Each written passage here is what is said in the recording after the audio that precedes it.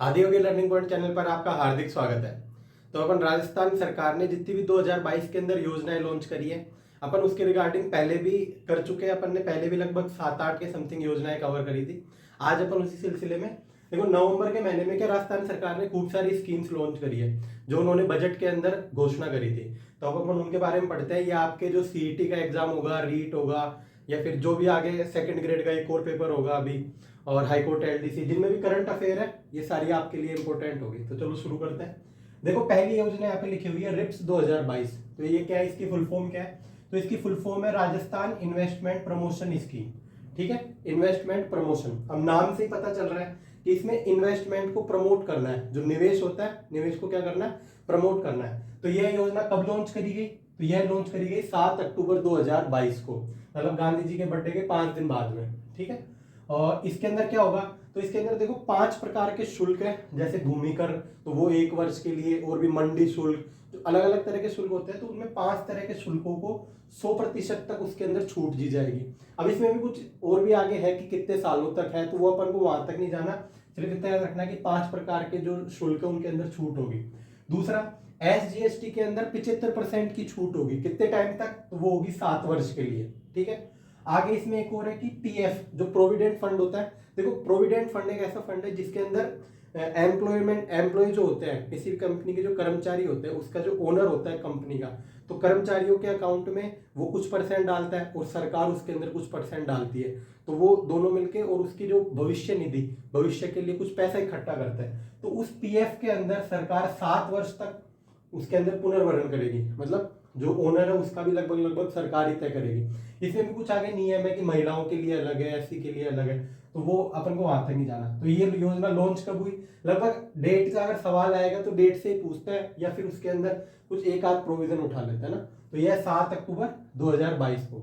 अगली स्कीम, राजस्थान ग्रामीण पर्यटन नीति 2022। तो इसके अंदर क्या कि देखो, अब जैसे शहरों के अंदर पर्यटन खूब सारा होता है, लेकिन अब पर्यटन को गांव तक भी ले जाने के लिए, अब गांव के अंदर क्या होता है ऐसा कि वहां पे जाके पर्यटक क्या देखेगा, तो वहां पे ये प्रमोट कर रहे हैं कि एग्रीकल्चर जो है, एग्री को एक पर्यटन के रूप में विकसित करने का प्रयास कर रहे हैं। तो यह योजना कब लॉन्च हुई?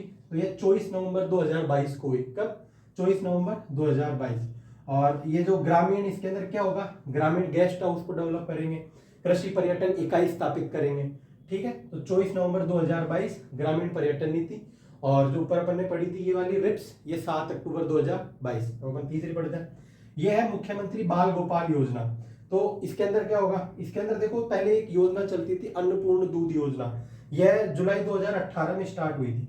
अब इसी स्कीम को बदल के मुख्यमंत्री बाल गोपाल योजना के अंदर कर दिया।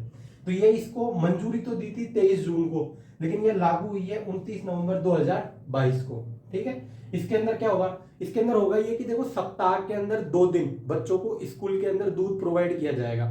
ठीक है, ये 2 दिन कौन से होंगे? तो ये 2 दिन होंगे मंगलवार और शुक्रवार। हफ्ते में 2 दिन दूध उपलब्ध होगा। अब किन किन को होगा? तो पहली से 5वीं तक के बच्चों को तो होगा 150 ml, और छठी से 8वीं तक के बच्चों को होगा 200 ml। तो हमको ये याद रखना है। ठीक है, अब तक अपन ने 3 स्कीम देखी। पहली स्कीम रिप्स। रिप्स कब लागू हुई? 7 अक्टूबर 2022 को। फिर उसके बाद में अपन ने ग्रामीण पर्यटन नीति देखी, ये कब लॉन्च हुई? 24 नवंबर 2022। फिर अपन ने बाल गोपाल योजना देखी, ये कब हुई? 23 जून 2022। इसको कैसे याद करोगे? इसको याद कर लेना कि जैसे 21 जून को क्या होता है? विश्व का सबसे बड़ा दिवस होता है, या योग दिवस होता है। तो योग के बाद में उनको दूध पिलाएंगे, तो 2 दिन बाद में। और इधर राजस्थान ग्रामीण पर्यटन नीति, ये भाई 24 नवंबर है, तो ऐसे याद कर लेना। 14 नवंबर को नेहरू जी का बर्थडे, तो 10 दिन बाद में। ठीक है, और रिप्स को 7 अक्टूबर, गांधी जी के 5 दिन बाद। अब आगे देखो, मुख्यमंत्री निःशुल्क यूनिफॉर्म वितरण योजना। इसके अंदर क्या होगा?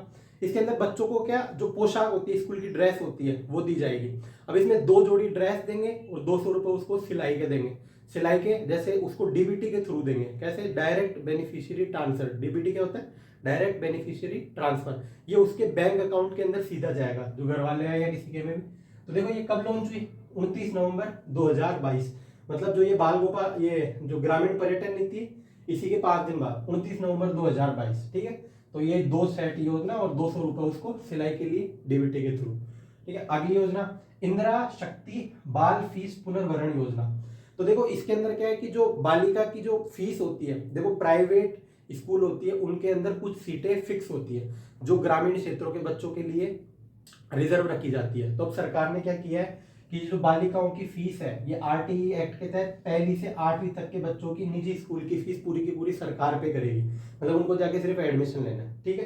तो आरटीई के तहत क्या, ये जो राइट टू एजुकेशन एक्ट है उसके अंदर लिखा हुआ है ये जो पहली से 8वीं तक सरकार जो कोशिश करेगी कि पूर्णतः शिक्षा फ्री कर दे। तो सरकारी स्कूलों में तो है, लेकिन अब प्राइवेट के अंदर भी सरकार उस तरफ आगे की तरफ बढ़ रही है ना। अब आगे एक योजना लिखी हुई है ऊष्ट संरक्षण योजना। ये क्या है, तो देखो ऊष्ट बोलते हैं ऊंट को। तो अब आपको पता है राजस्थान के अंदर जो इस बार के आंकड़े आए थे पशुधन के, तो उसके अंदर हमने देखा कि ऊंटों की संख्या दिन ब दिन कम होती जा रही है। तो उनको संरक्षित करने के लिए ये योजना लाए। तो इसके अंदर क्या होगा, इसके अंदर देखो 14 नवंबर को 2022 को ये योजना लॉन्च करी गई, मतलब कि नेहरू जी के बर्थडे के दिन ही, ठीक है। और इसके अंदर क्या कि जब ऊंट का जन्म होगा और उसका पंजीकरण करवा लेंगे तो जो ऊंट का जो मालिक है उसको मिलेंगे 5,000 रुपए, और उसके 1 साल बाद में उसको वापिस से मिलेंगे 5,000 रुपए। तब तक अपन ने 6 योजना देख ली। कौन कौन सी देखी, पहली देखी रिप्स कब लागू हुई, 7 अक्टूबर 2022 को। फिर उसके बाद अपन ने ग्रामीण पर्यटन नीति देखी, पर्यटन कब लागू हुई, 24 नवंबर 2022। उसके बाद में अपन ने बाल गोपाल योजना, यह कब, 23 जून 2022। फिर अपन ने मुख्यमंत्री निःशुल्क यूनिफॉर्म योजना, ये कब, 29 नवंबर 2022। और एक ये ऊष्ट संरक्षण योजना, ये कब, 14 नवंबर 2022। अभी आगे देखो यहाँ पे एक योजना लिखी हुई है पशुधन बीमा योजना। तो यह कब लॉन्च हुई, यह 1 अक्टूबर 2022 को हुई। इसमें क्या, पशुओं को बीमा दिया जाएगा। जो पशुओं की डेथ हो जाती है, कितना, तो 50,000 रुपये, 50,000 रुपये अगर पशु की मृत्यु होती है तो उसको बीमा दिया जाएगा। अगली है स्टार्टअप नीति 2022। ये क्या होता है स्टार्टअप, जब भी हम कोई नए आइडिया के थ्रू, जो युवा है नए आइडिया ला रहे हैं, नए आइडिया ला के अगर कोई एस्टेब्लिश करते हैं, एम्प्लॉयमेंट जनरेट करते हैं, तो उसके रिगार्डिंग तो स्टार्टअप को बढ़ावा देने के लिए राज्य सरकार ये योजना लेके आई है। तो कब आई है, ये आई 13 नवंबर 2022 को, मतलब नेहरू जी के बर्थडे से एक दिन पहले, ठीक है। और इसके अंदर स्टार्टअप, रोजगार, निवेश आदि को बढ़ाने के लिए योजना लेके आई है। आगे है देवनारायण एकीकृत आवास योजना।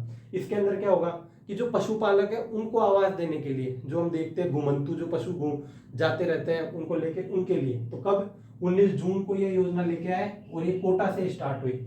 इसका शुभारंभ कहां से हुआ, कोटा से।